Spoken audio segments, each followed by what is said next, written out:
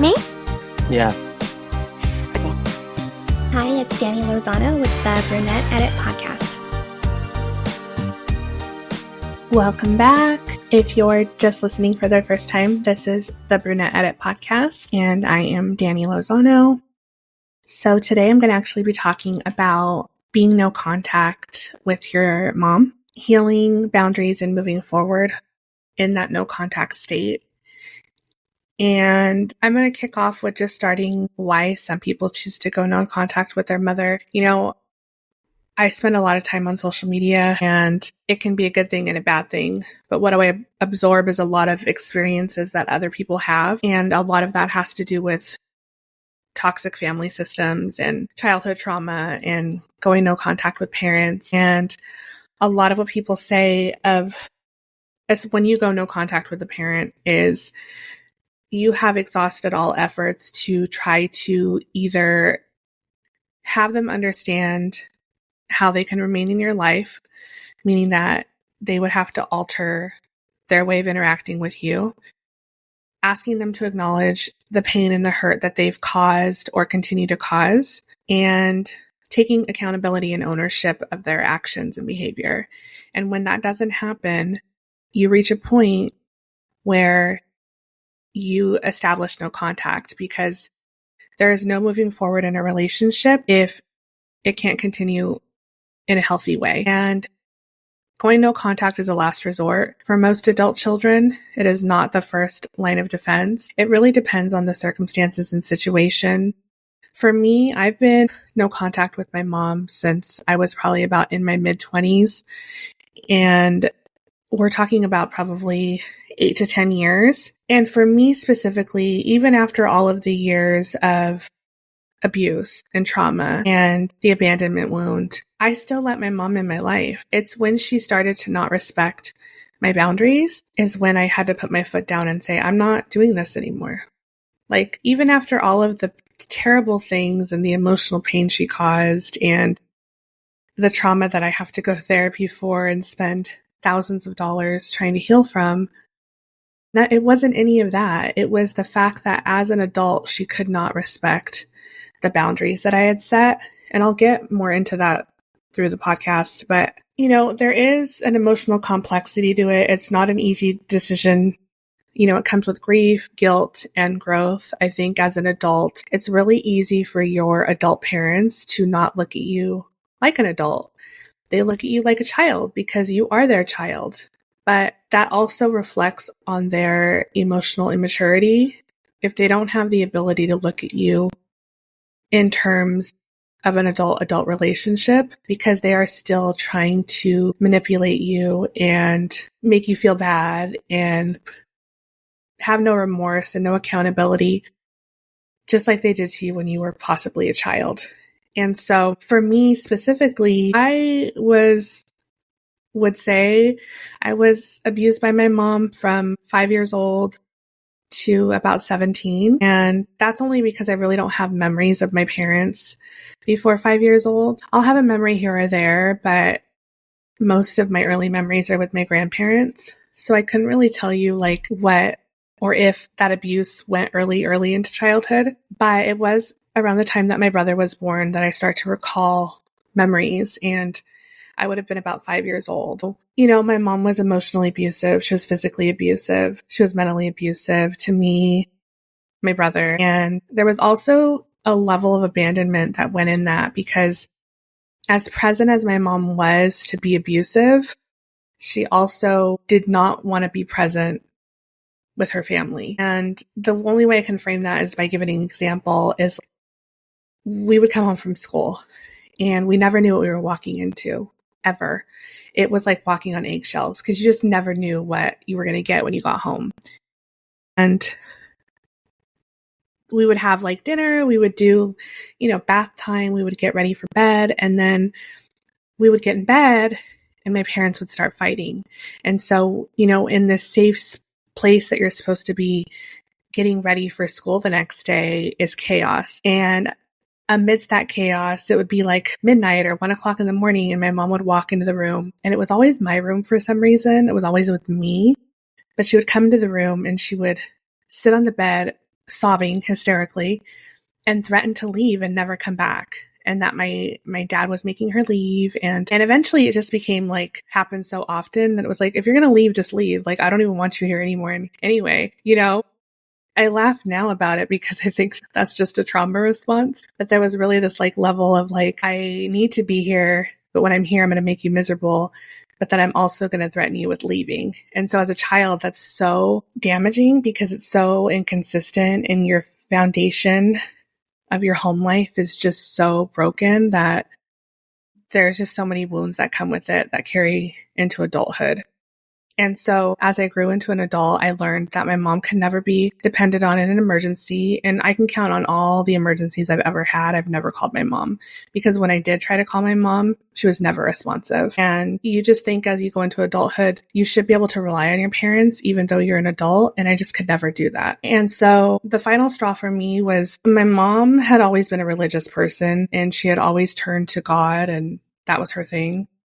But it got to a point where I couldn't have a conversation with her without it being based on religion. I am not a religious person. I consider myself agnostic and I don't really believe in organized religion. And she felt very offended by the fact that I would just not fully consume her opinions and her perspective. And when I didn't do that, she accused me of hating Jesus and God and basically being almost like this devil worshiper.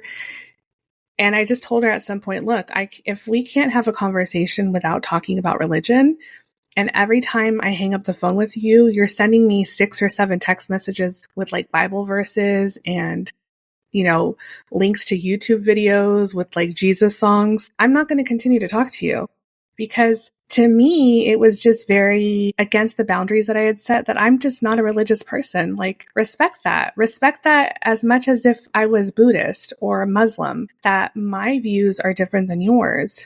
Because you wouldn't walk into a synagogue and tell all those people that they need to practice Christianity. Like, they would look at you like you're crazy. It'd be so disrespectful. But she just could not grasp that. What her perspective is that I was offending her because I didn't want to just suck in all the religion that she was offering. And so finally I just said, look, this is enough. I'm not doing it. And that was really what came to a head to where I kind of went no contact. Now I do still see her at events. Like my cousin passed away. It's almost a year. And my sister had a baby a couple weeks ago and I had to see her there. But when I have run into my mom, it's kind of emotionally jarring for me. I have to really prep myself to see her because my defense is to have kind of an attitude. I put up a wall. I don't want to get emotionally connected to her. I don't want her to see who I am or be able to penetrate me emotionally or mentally to where she could possibly cause more harm and damage. But that is how I deal with a no contact relationship, especially in a family dynamic where I still do talk to some of my family. I talk to some of my aunts. I talk to my cousin. I have cousins on that side that I see. Like, so if there is an event, I'm there and I am involved. And so it's just a strange place to be because ultimately I would go completely no contact. I'm just not able to do that. People wonder, what does going no contact actually mean? Is it a temporary solution? Is it a permanent solution? For me, it feels permanent. It feels like at some point I did grieve my mom when I was at my lowest and I needed my mom. She wasn't there for me. And so I had no choice but to grieve for her. I had no choice but to grieve that relationship that could possibly be of mother and daughter. And I think the hardest part really didn't have anything to do with her as an individual, but the hardest part of going no contact for me was I don't have a mom. Like, I don't have somebody that I can, like, there'll never be those events that you plan for, those wedding dress shoppings. There'll never be where your mom comes to your baby shower. There's no heirlooms to pass down. There's no, wedding rings to pass down to me and then to your granddaughter. There's none of that. There's no traditions and no ties to that type of relationship. And so that was the hardest part for me of grieving that, because even though I have really strong women in my life, I didn't have that mother-daughter relationship. And also accepting that my sister may have that relationship with my mom, but I just never will. And so for me, it felt very permanent because I had grieved those things. I had accepted that loss and understood that in 50 years or 40 years, whatever the timeline may be, when the time comes that my mom is no longer here, that I've already grieved for her, that there isn't that level of grief that you would expect when somebody loses their parent. And I think sometimes people use it as a temporary solution too, where they're like, look, I'm not going to talk to you if this is how you act and this is your behavior. And there are some parents that end up seeing the light. Unfortunately, what I've seen from listening to experiences is that more often than not, parents don't see the light. Adult parents of no contact children don't see the light. They shifted into an alternate justification that my child went no contact because they were a narcissist, or my child went no contact because they couldn't handle how I spoke to them. And they shifted into where now they're the victim and the adult child is the villain. And I think adult children accept it because you have to. You have no choice. You have to just keep telling yourself in your mind that you're not the villain. And it's not about villain and victim, but it is about saying, look, you're not going to hurt me anymore. You're not going to cause any more damage to my life, and you're not going to disrupt my life and make it 100 times more complicated with no peace. I want peace in my life, and I'm not going to continue to do this. And there's a lot of reasons why people can go no contact. It can be emotional abuse, physical abuse, toxic, narcissistic, or manipulative behaviors. It can be lack of boundaries or repeated harm or prior failed attempts to repair the relationship. I've tried to repair the relationship with my mom, and the hardest thing for me to swallow when it comes to that, which I don't think about it often because I can't get sucked into that black hole of trauma and overthinking. But what is hard for me is, when I've talked to my aunts about it, my mom's sisters, or, I've talked to people about the relationship, and they'll be like, well, your mom can't apologize because she doesn't know what she needs to apologize for. And I'm like, okay, so the 15 years of abuse, like she's like, well, she says she doesn't remember. And it's like, okay, so because you don't remember means you don't have to give an apology when I'm standing here telling you that you hurt me so deeply for so many years, but because you don't remember, you don't have to take any accountability. And I just can't accept that. I won't accept it. I think it's an excuse. I think it's a cop-out, and it's not going to sway my perspective of the no contact situation. For me, it reinforces the no contact, because why would I continue to have a relationship with you if you could only hurt me again and then just say you don't remember? There has to be a level of accountability, and that is what I'm expecting, and there's not. And so my boundaries are very firm, and I'm not going to alter them. And I've already made that decision myself. Most people will have to make that decision on their own of what boundaries work for them and what boundaries don't. And so there's another aspect to going no contact, and that could be a parent who is no contact by their choice. And that's hard as well, because when you have a parent who's no contact by their choice, when they've hurt you so deeply and they've done so many things to hurt you, I feel like that wound is harder to deal with because you so desperately want that parent in your life. And it's so confusing and it's so jarring because you're that child again and you're just like wondering, what did I do? Like, how did we reach this point? And you don't want me in your life?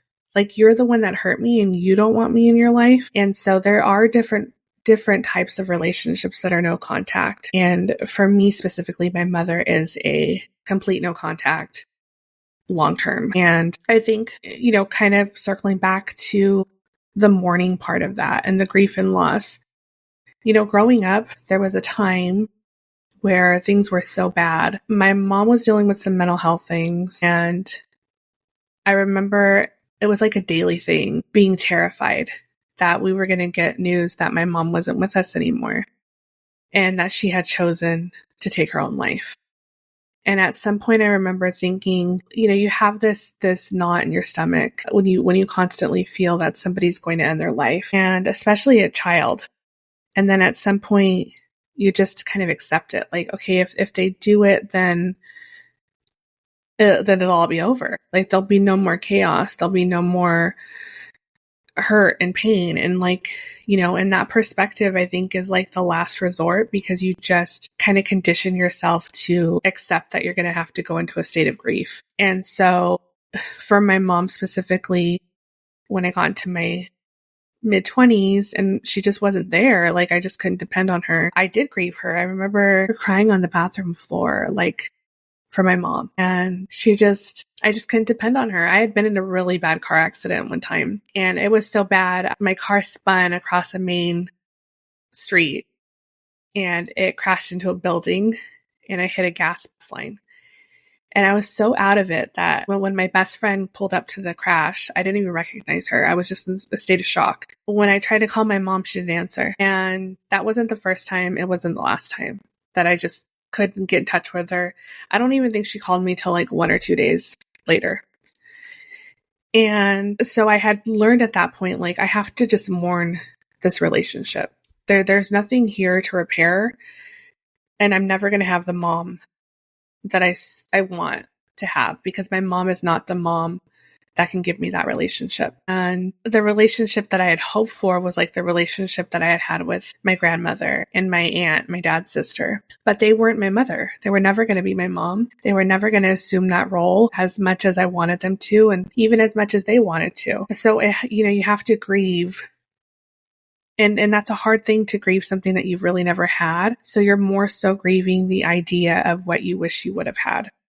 And like I talked about earlier, and those are those milestones and that relationship where you feel like you can call your mom and have a conversation with her that's normal and talk about your day and do all of those things. And you just can't. So you have to mourn it and grieve it like the loss of a real person. There is also guilt and doubt that comes with going no contact, especially with your mother.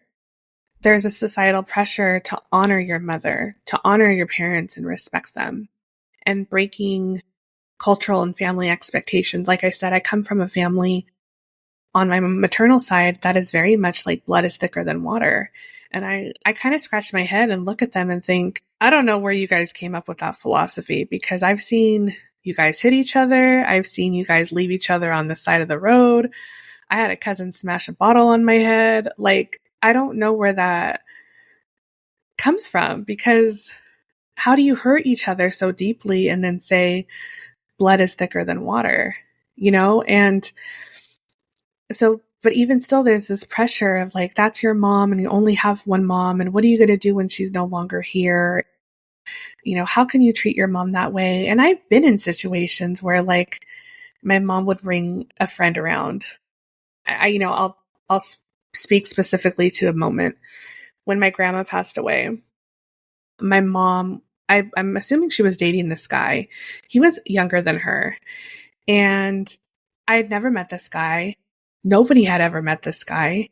She showed up to my grandma's funeral with this guy and one of her friends, who I didn't know this friend either. I mean, not that I was in close contact with my mom, but and I was pissed. Like, how are you going to show up to my grandma's funeral with this guy that, like, what the hell's wrong with you? That's what was going through my mind. And I was an adult at this point. And so I was being a snot. And I feel like rightfully so. I was like, what are you doing? What are you thinking? Why would you think this is the time and the place to bring these people that didn't know my grandmother, that have no part of our family?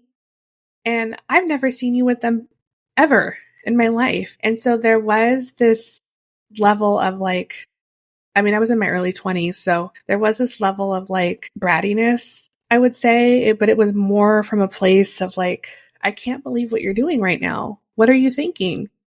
And it did come off very snotty and curt and short and rude to my mom. And her friend kind of just looked at me and gave me an attitude of like, I can't believe you're talking to your mom that way. And I just like, had the moment presented itself, I probably would have turned to her and told her friend something as well.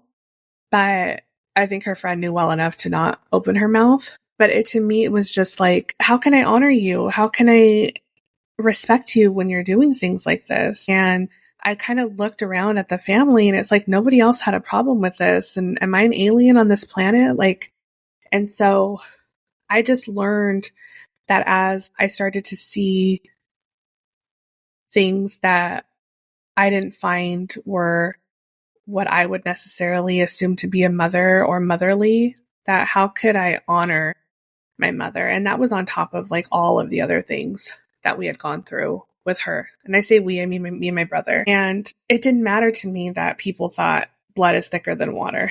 None of that matters to me because I've had people in my life who are not my blood who have been there for me and that love me more and have given me more love than my mom ever has.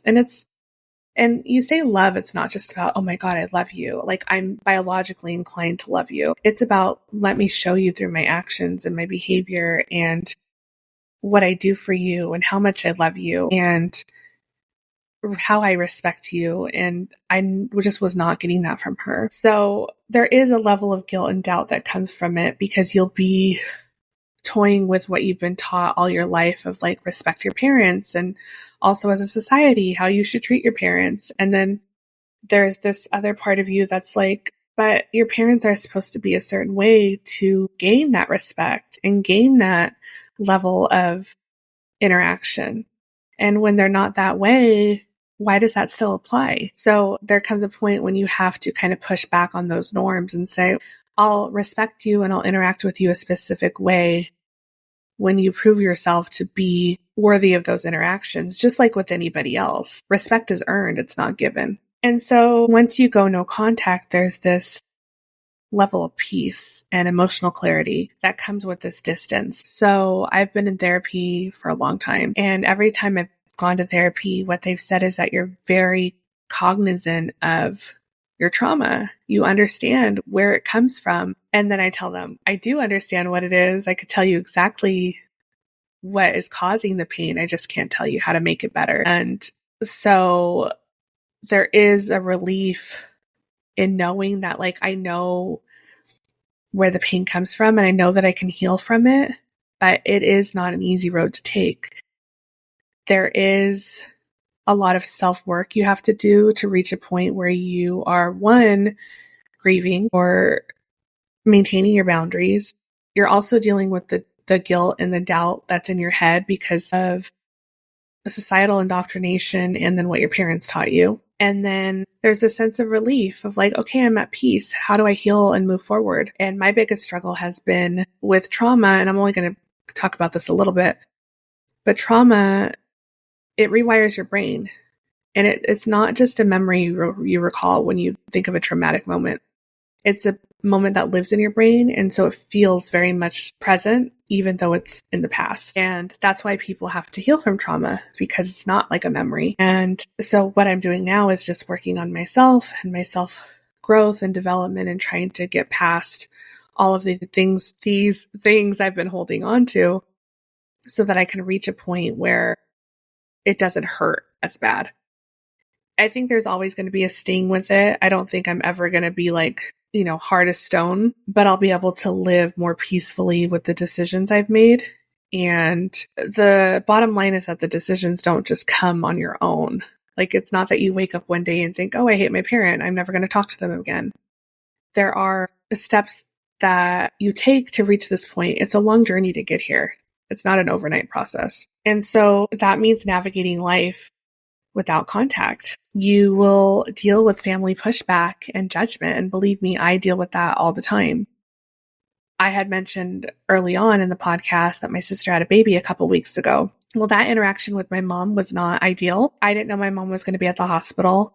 So when I walked in, I put my shield up and I became stoic and cold, as cold as I could be in the moment. And my mom feels like I owe her hugs and kisses and smiles. And it's just not that way. And I don't feel like being that way with her. But also remembering that this is not my moment. This is not my day. My sister just had a baby and it should be a really happy moment for her. But instead of that, now it's my responsibility to make my mom happy so that she doesn't cause a scene and disrupt my sister's day.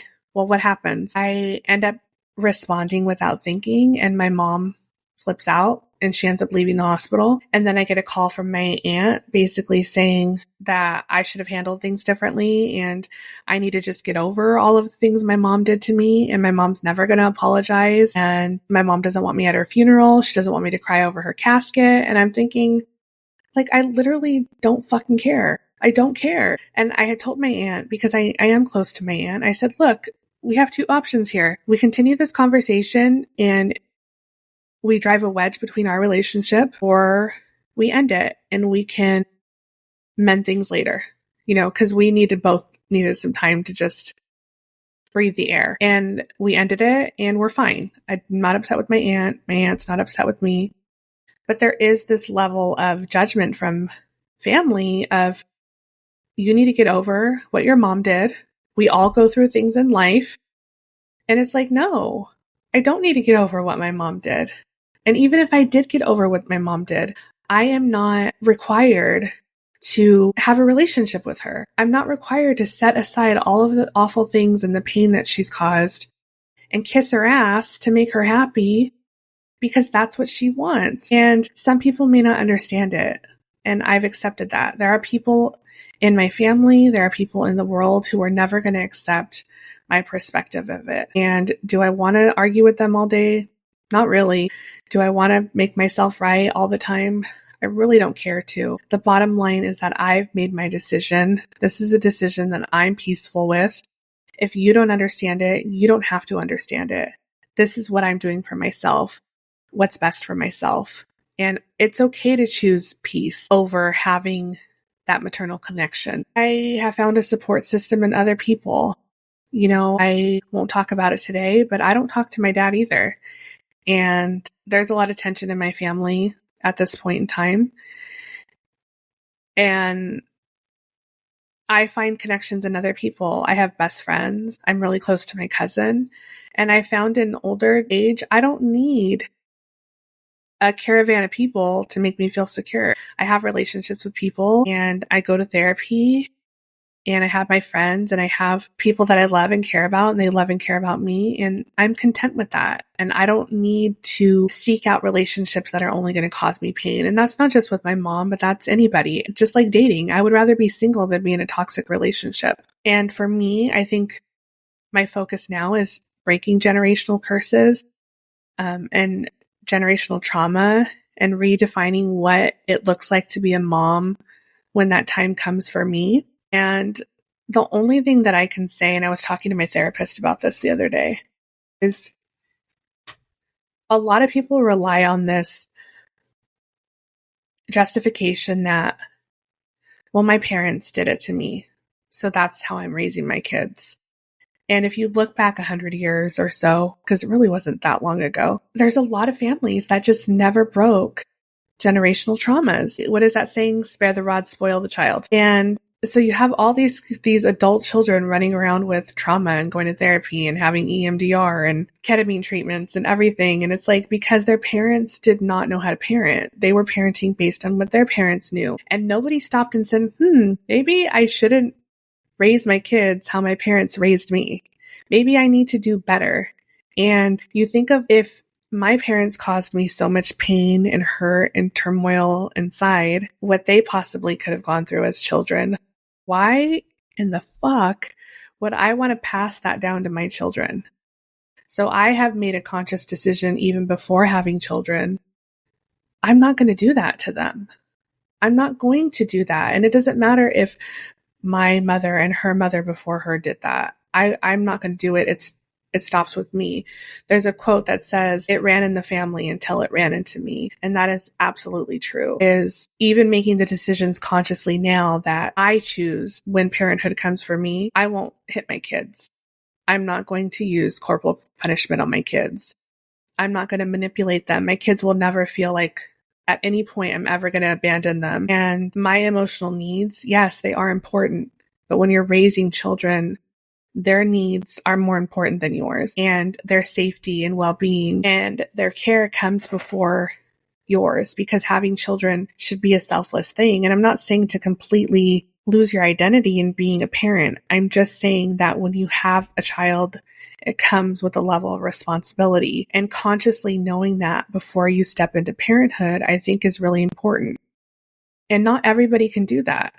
And I'm not shaming people who didn't make that decision or can't do that. But I think that it is important when you come from a family of trauma to say, I'm not going to allow this to continue in my family. And there are a lot of adults from my generation who are or have made that decision. And I think overall, kind of if you're wondering where things stand with me and my mom, I will never not love my mom.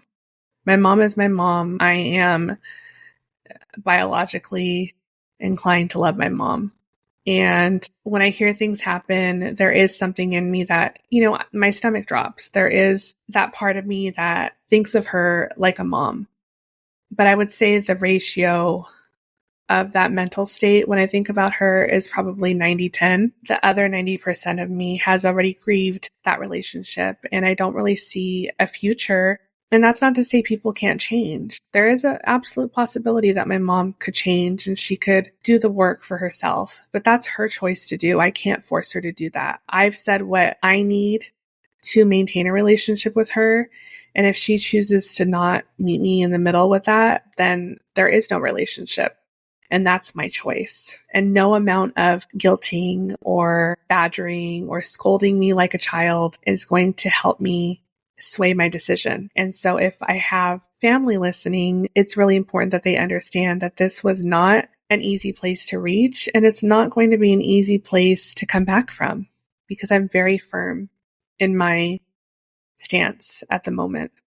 It's not even at the moment. I'm just very firm in my stance and the decision that I've made overall. So if you are no contact with your mother or a parent, I think it's okay to say, like, I choose peace over a connection, and that it is normal to feel grief and hurt and pain and to be sad. I don't think that anybody is stating that it's an easy thing to go no contact. I mean, if you watch the TikTok videos of all the parents that are no contact with their adult children, they're all over there crying about being, victims of children that hate them and that they've chosen to put themselves first. And it doesn't matter if their adult child went no contact because they don't care, and they're not going to stop living their life just because their child doesn't want to talk to them. And then you're just like, oh my God, I know why your child went no contact. It is very easy to see. To me, choose that peace over that connection. And if you're thinking about going no contact, then you need to evaluate what the pros and cons are of that. And that's not to say, again, it's not painful, because it is painful. I think nobody wants to not talk to their parent. I think we all have a child living inside of us who finds comfort in their adult parent. And I get sad when I see somebody's lost their mom or dad, and my heart breaks for them. But the strange part is like, I already know what that feels like. Like, I know what it feels like, and my parent's still alive. And I think part of that pain too is coming from a place of, like, they probably had a really good relationship with their parent. And so it makes me even more sad for myself. But you'll survive it. You'll get through it. Life doesn't stop because one relationship is over or one pause has been put into a relationship. I pray for anybody that's gone no contact that their parents see the light and choose to do the work on themselves to reevaluate acceptance of boundaries and respect and learning how to coexist with their adult child, but not everybody does. So if you're going to go no contact, I would really just consider the fact that going into it, you're not usually thinking it's temporary. But that's not to say that your adult parent can't see the light. You know what I mean? Going no contact it's not a rash decision. So that's going to be my podcast today. I invite you to share your story. If you want to be on my podcast, you can email me at the Brunette Edit Podcast. It's the Brunette Edit at outlook.com. You can also follow me on socials. I'm on TikTok, Instagram, Blue Sky Social, and Facebook. You can send me a DM on TikTok or Instagram. I do answer those. I'm not really on the other ones, but you can follow me there. Make sure to listen, subscribe, share, and then leave a comment if you can. I'd love to see some comments on either Spotify or Apple Podcasts. But that's it today. Thank you.